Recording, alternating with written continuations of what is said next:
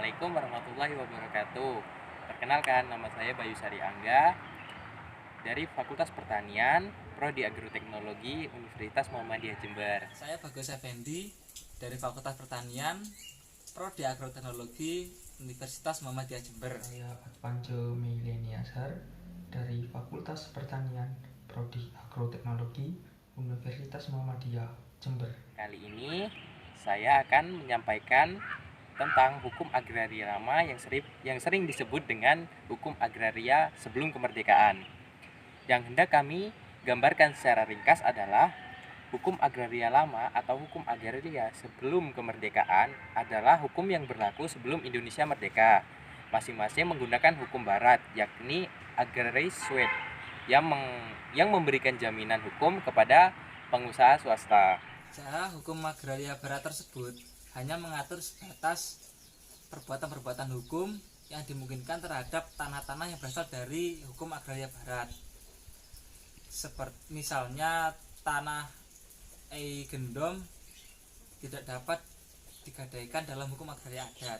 Hukum agraria barat bersifat individualistis sehingga bertentangan dengan kepentingan rakyat untuk mencapai rakyat yang adil dan makmur. Dan ini menjadi faktor penghambat untuk mencapai tujuan tersebut. Ada beberapa faktor, yakni sejarah hukum agraria lama dibentuk oleh sistem jajahan sehingga menghambat untuk pembangunan nasional. Yang kedua, sejarah hukum agraria bersifat individualisme, yaitu berlakunya peraturan hukum adat samping hukum barat. Yang ketiga, bagi rakyat asli sejarah hukum, penjajahan tidak menjamin keputusan hukum seluruh rakyat Indonesia. Sejarah hukum agraria barat telah menempatkan hak gendom, telah memberikan wewenang kepada pemilik tanah untuk melakukan kebebasan terhadap tanah yang dimilikinya. Sejarah hukum agraria barat bertitik tolak dari pengutamaan kepentingan pribadi, sehingga pangkal dan pusat pengaturan terletak pada eigondomrecht atau hak eigondom, yaitu pemilikan perorangan yang penuh dan mutlak.